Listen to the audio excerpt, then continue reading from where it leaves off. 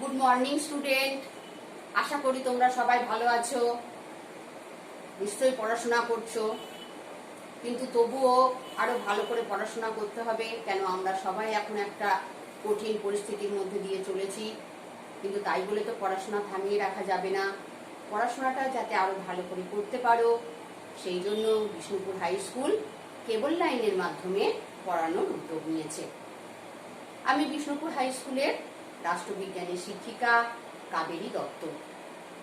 আজ আমি তোমাদের দ্বাদশ শ্রেণীর রাষ্ট্রবিজ্ঞানের উপর একটি ক্লাস নেব। তো লকডাউন শুরু হওয়ার পর থেকে আমরা ক্লাস নিচ্ছি নিয়মিত, হোয়াটসঅ্যাপ, গুগল মিটের মাধ্যমে আমরা নিয়মিত ক্লাস নিচ্ছি। তো সেখানে আমার কয়েকটি চ্যাপ্টার ইতিমধ্যেই পড়ানো হয়ে গেছে। তো সেই জন্য আজ আমি তোমাদের যে চ্যাপ্টারটি পড়াবো সেটা হচ্ছে তোমাদের ক্লাস 12-এর 4th চ্যাপ্টার, সম্মিলিত জাতিপুঞ্জ বা রাষ্ট্রসংঘ। তাহলে আজ আমরা পড়ছি সম্মিলিত জাতিপুঞ্জ বা রাষ্ট্রসংঘ। প্রথমেই আমাদের জেনে নেওয়া দরকার সম্মিলিত জাতিপুঞ্জ কি, সেটা আমাদের জেনে নেওয়া দরকার। সম্মিলিত জাতিপুঞ্জ এটি একটি আন্তর্জাতিক সংগঠন। কবে তৈরি হয়েছিল? 1945 সালে 24শে অক্টোবর এটি আনুষ্ঠানিকভাবে প্রতিষ্ঠিত হয়। কারা তৈরি করেছিল? প্রথমে 51টি রাষ্ট্র, 51টি শান্তিকামী রাষ্ট্র প্রথমে এর সদস্য ছিল। বর্তমানে এর সদস্য সংখ্যা কত? বর্তমানে 193টি দেশ ইউএনওর সদস্য। লাস্ট বা শেষ যোগদানকারী রাষ্ট্র কে ছিল? দক্ষিণ সুদান। কবে শেষ যোগ দিয়েছিল সে? 1911 সালের জুলাই মাসে। সম্মিলিত জাতিপুঞ্জের হেডকোয়ার্টার কোথায়? হেডকোয়ার্টার বা সদর দপ্তর নিউ ইয়র্ক। এর মহাসচিবের নাম কি? বর্তমান মহাসচিবের নাম অ্যান্টোনিও গুটারেস। তাহলে আমরা সম্মিলিত জাতিপুঞ্জ কি সেটা আমরা মোটামুটি ভাবে দেখলাম। এবার আমি উদ্দেশ্যে আসি। প্রধান উদ্দেশ্য, এটি তৈরি হয়েছিল কেন? এর প্রধানতম উদ্দেশ্য কি ছিল? কোন উদ্দেশ্য নিয়ে এটি তৈরি হয়েছিল? এর প্রধানতম উদ্দেশ্য হলো বিশ্ব শান্তি প্রতিষ্ঠা করা। তাহলে প্রধানতম উদ্দেশ্য হলো বিশ্ব শান্তি প্রতিষ্ঠা করা। এছাড়া আরো কতগুলো সম্মিলিত জাতিপুঞ্জের উদ্দেশ্য আছে, সেই উদ্দেশ্যগুলো আমরা পরে যখন ডিটেলসে পড়াবো। তো এই উদ্দেশ্য সমূহ রূপায়ণের জন্য সম্মিলিত জাতিপুঞ্জের 6টি প্রধান সংস্থা রয়েছে। কি কি সেগুলো? সাধারণ সভা, নিরাপত্তা পরিষদ, অর্থনৈতিক ও সামাজিক পরিষদ, অচি পরিষদ, আন্তর্জাতিক বিচারালয় এবং কর্ম দপ্তর।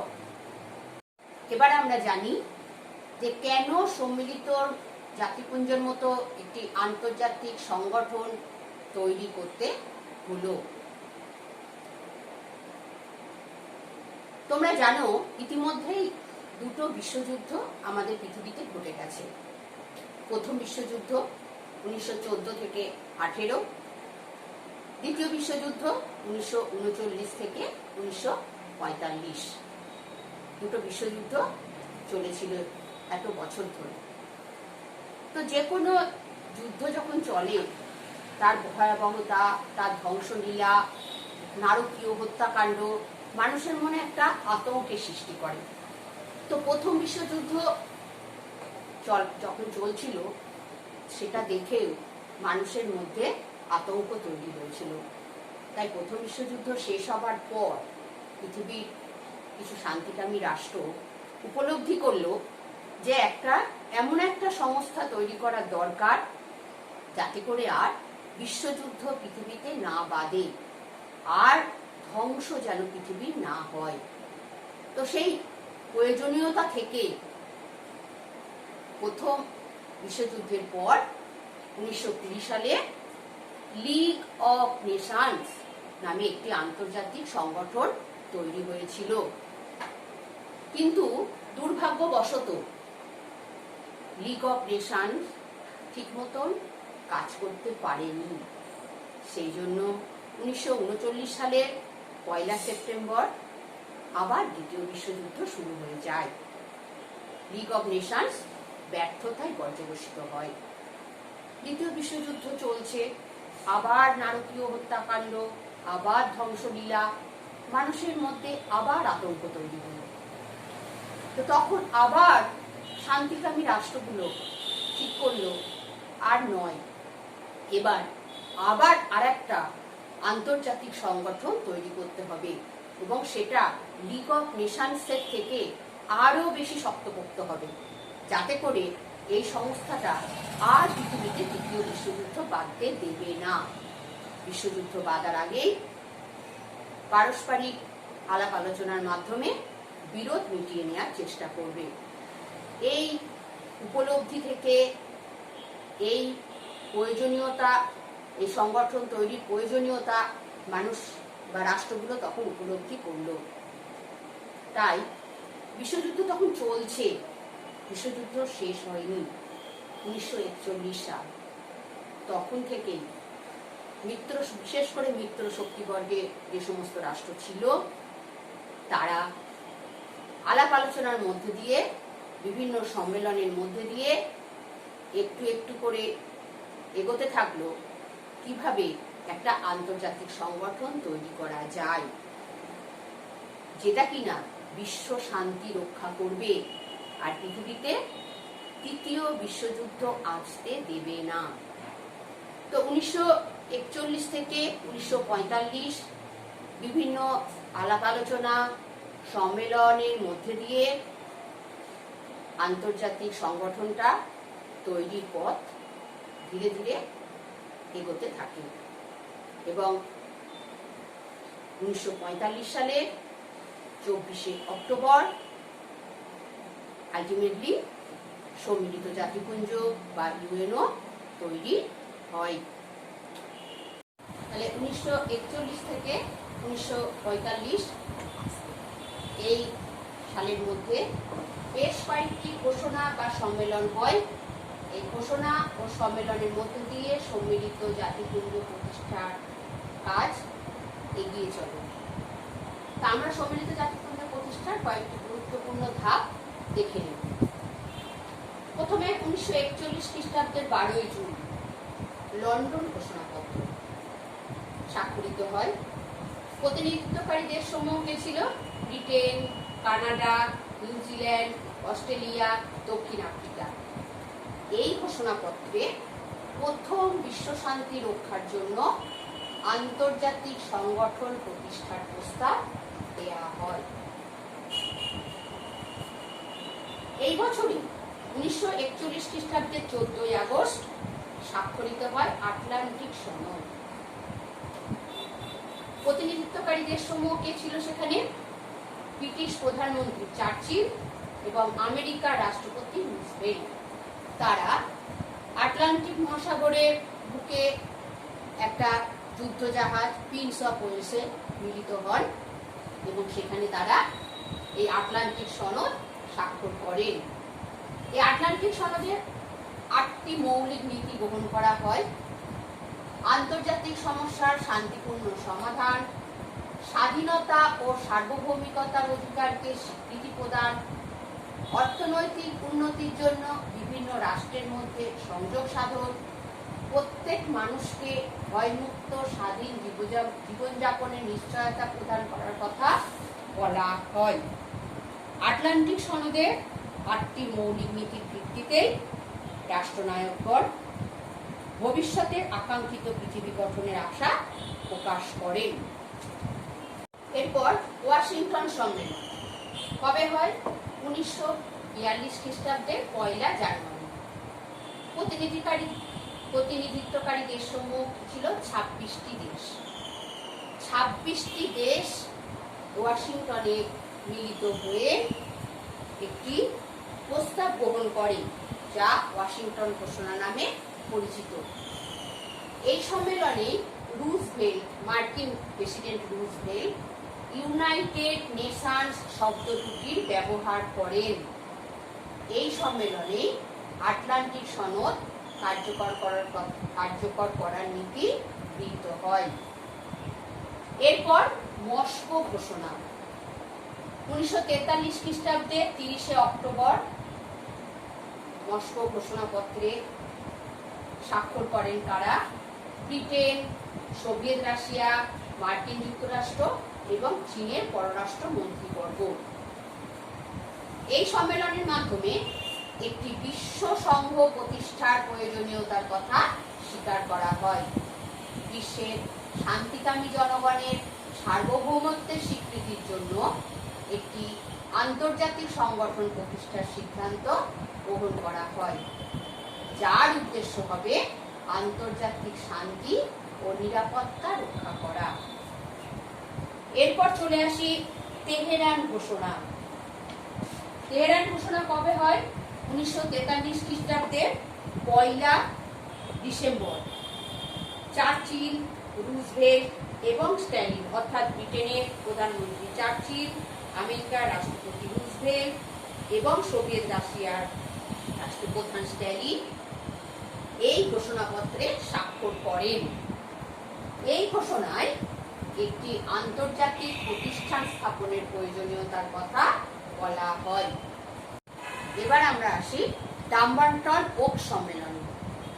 ডাম্বারটন ওক সম্মেলন হচ্ছে সম্মিলিত জাতিপুঞ্জ গঠনের পথে একটি সুদৃঢ় পদক্ষেপ। এই সম্মেলনে অনেক কিছু গুরুত্বপূর্ণ সিদ্ধান্ত নেওয়া হয়। এই সম্মেলনটা কবে হয়? 1944 খ্রিস্টাব্দে 21 আগস্ট থেকে 7 অক্টোবর পর্যন্ত টানা এতদিন ধরে এই সম্মেলনটা চলে। ওয়াশিংটন শহর থেকে একটু দূরে ডাম্বারটন ওকস নামক একটি স্থানে এই সম্মেলনটা চলে। কারা যোগদান করেছিলেন এই সম্মেলনে? ব্রিটেন, মার্কিন যুক্তরাষ্ট্র, সোভিয়েত রাশিয়া এবং চীন। এই সম্মেলনে যে গুরুত্বপূর্ণ সিদ্ধান্তগুলো গৃহীত হয় সেগুলি দেখো কি? প্রতিটি শান্তিকামী রাষ্ট্র সম্ভাব্য বিশ্ব সংস্থাটিতে যোগদান করতে পারবে, অর্থাৎ সকলের জন্য এই প্রতিষ্ঠানটি, সংগঠনটি খোলা থাকবে, সবাই এর সদস্য হতে পারবে। এই সম্মেলনে সেটা সিদ্ধান্ত হয়। 2 নম্বর কি? নতুন বিশ্ব সংস্থায় জাতিসংঘের অনুকরণে একটি সাধারণ সভা ও একটি নিরাপত্তা পরিষদ থাকবে। 3 নম্বর, সাধারণ সভা বিশ্ব শান্তি ও নিরাপত্তা রক্ষা সম্পর্কে আলোচনা করে সে বিষয়ে নিরাপত্তা পরিষদের কাছে ব্যবস্থা গ্রহণের জন্য সুপারিশ করবে এবং নিরাপত্তা পরিষদ সুষ্ঠু সমাধানের জন্য প্রয়োজনীয় ব্যবস্থা গ্রহণ করতে পারবে। এবং এখানে এটাও বলা হয় যে প্রয়োজনীয় ব্যবস্থা গ্রহণ করতে গিয়ে নিরাপত্তা পরিষদ বল প্রয়োগের নীতিও গ্রহণ করতে পারে। শান্তিপূর্ণভাবে সমাধান করার প্রথমে চেষ্টা করবে বিরোধের, সেই বিরোধের সমাধান যদি তারা করতে না পারে, কেননা যুদ্ধ তো আর করতে দেওয়া যাবে না, যেভাবেই হোক বিরোধ মেটাতে হবে। তাহলে কোনোভাবে যদি শান্তিপূর্ণভাবে যদি বিরোধ না মেটে, তাহলে বল প্রয়োগের কথাও বলা হয় এই সম্মেলনে। সেক্ষেত্রে বল প্রয়োগ করে বিরোধ মেটানোর কথাও বলা হয়। নেক্সট কি? এই সম্মেলনে স্থির হয় যে নিরাপত্তা পরিষদের স্থায়ী সদস্য রাষ্ট্র কজন হবে। সেখানে স্থায়ী সদস্য রাষ্ট্র হিসাবে প্রথমে 4টি রাষ্ট্রের নাম ঘোষণা হয়: মার্কিন যুক্তরাষ্ট্র, সোভিয়েত রাশিয়া, ব্রিটেন এবং চীন। পরবর্তীকালে ফ্রান্সকেও স্থায়ী সদস্য রাষ্ট্রের মর্যাদা দেয়া হয় এবং 6টি অস্থায়ী সদস্য রাষ্ট্রের কথা বলা হয়। 6টি অস্থায়ী রাষ্ট্রকে সাধারণ সভা 2 বছরের জন্য নির্বাচিত করবে। এবার আসি ইয়াল্টা সম্মেলন। কবে হয়েছিল? 1945 খ্রিস্টাব্দে হয়েছিল। 4 থেকে 11 ফেব্রুয়ারি পর্যন্ত এই সম্মেলন চলেছিল। যোগ দিয়েছিল কারা? চার্চিল, স্ট্যালিন আর রুজভেল্ট।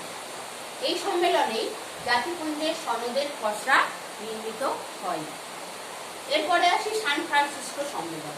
এটাই হচ্ছে সম্মিলিত জাতিপুঞ্জ গঠনের জন্য যে সম্মেলন হয়েছিল সব থেকে শেষ সম্মেলন। এই সম্মেলনের মধ্য দিয়েই সম্মিলিত জাতিপুঞ্জ গঠিত হয়, আনুষ্ঠানিকভাবে উদ্বোধন হয়। 1945 খ্রিস্টাব্দে 25 এপ্রিল থেকে 26 জুন পর্যন্ত এই সম্মেলন চলে। 51টি দেশ যোগ দেয়। প্রথমে 50টি দেশ যোগ দিয়েছিল, একদিন পর পোল্যান্ড গিয়ে যোগ দেয়, অর্থাৎ 51টি দেশ এই সম্মেলনে যোগ দিয়েছিল। এই সম্মেলনে 4টি কমিশন এবং 12টি কমিটির সাহায্যে একটা সনদ তৈরি হয়। সম্মিলিত জাতিপুঞ্জের চূড়ান্ত সনদ এই সম্মেলনে তৈরি হয় এবং একটি প্রস্তাবনা সহ 111টি ধারা সন্নিবিষ্ট করা হয়েছিল এই সনদে। 51টি রাষ্ট্র নিজ নিজ সাংবিধানিক উপায়ে এই সনদটিকে অনুমোদন করলে ওই বছরেরই 24 অক্টোবর সম্মিলিত জাতিপুঞ্জ বা রাষ্ট্রসংঘ আনুষ্ঠানিকভাবে প্রতিষ্ঠিত হয়। আজ এইটুকুই পড়ালাম। পরবর্তী ক্লাসে আমি সম্মিলিত জাতিপুঞ্জ গঠনের উদ্দেশ্য, নীতিসমূহকে আরেকটু ডিটেলসে পড়াবো। এর যে প্রধান 6টি সংস্থা রয়েছে তাদের কাজও ডিটেলসে পড়াবো। আজ এই পর্যন্ত।